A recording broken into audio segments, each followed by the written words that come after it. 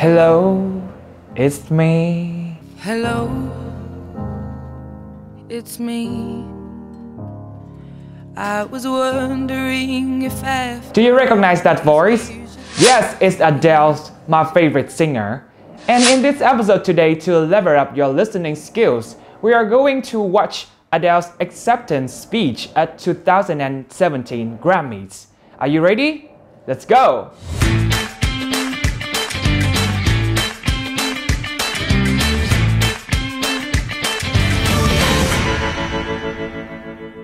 Và bài tập đầu tiên mà Bách mang đến cho các bạn đó chính là điền từ còn thiếu vào chỗ trống.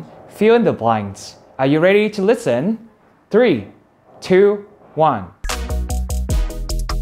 It took an army to make me strong and willing again to do it. And I thank you all from the bottom of my heart. 5 years ago, when I was last here, I also was pregnant and I didn't know. And I was awarded that shortly after. I found out shortly after, which was the biggest blessing of my life. Các bạn cảm thấy đoạn nghe vừa rồi có khó không? Hãy cùng Bách chữa nhé. Number 1, strong. Number 2, willing. Make me strong and willing again. Number 3, bottom. I thank you all from the bottom of my heart. Number 4, pregnant. I also was pregnant and I didn't know. And the last one, number 5, blessing. Which was the biggest blessing of my life. Ok các bạn ơi, các bạn có đúng 5 trên 5 câu không nhỉ? Hy vọng tất cả các bạn đều đúng 5 trên 5 câu. Và bây giờ là lưu ý từ vựng dành cho các bạn trong đoạn nghe vừa rồi. Lưu ý đầu tiên đó chính là mẫu câu From the bottom of my heart, which means very sincerely, tức là rất là chân thành, dùng để cảm ơn ai đó. Chúng ta hay sử dụng mẫu câu là Thank you from the bottom of my heart. Lưu ý về mẫu câu thứ hai đó chính là be willing to do something. Willing to do something, which means very happy to do something. Rất sẵn lòng làm điều gì đó. For example, I am very willing to sing a song for my students at class. Tôi rất là sẵn lòng hát một bài hát dành cho tất cả các học sinh của tôi ở lớp. Và một lưu ý về phát âm dành cho tất cả các bạn đó chính là từ bottom. Trong tiếng Anh Mỹ chúng ta sẽ đọc là bottom. Tuy nhiên trong tiếng Anh chúng ta sẽ đọc là bottom. Nhắc lại với mình nhé. Bottom or bottom. Một ví dụ khác nhé. Từ water là Anh Mỹ, còn Anh water. Water or water. Và bài tập số 2, answer the question. Các bạn hãy trả lời cho Bách câu hỏi sau nhé. Find out 3 adjectives describe her feelings.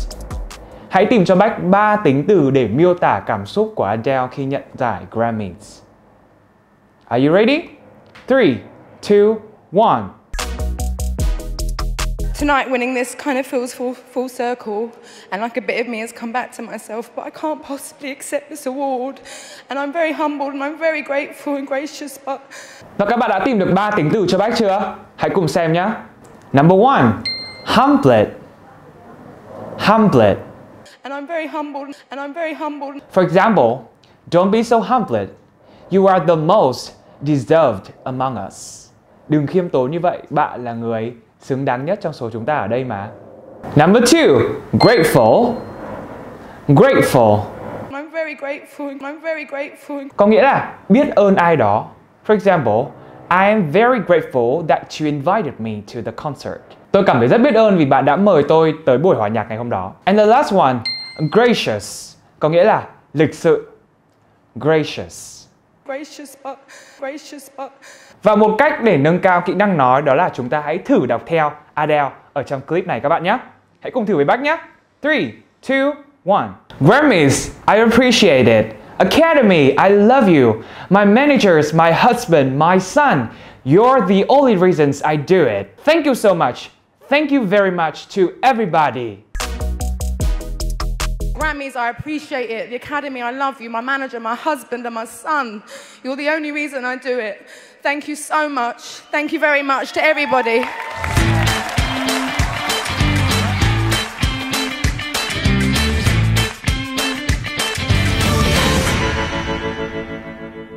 Hy vọng clip ngày hôm nay các bạn sẽ không chỉ nâng cao được kỹ năng nghe mà còn là kỹ năng nói nữa cùng với mình và Adele. Hẹn gặp lại các bạn vào thứ 3 và thứ 5 hàng tuần trên fanpage của Miss Hoa Giao Tiếp. Bye everyone!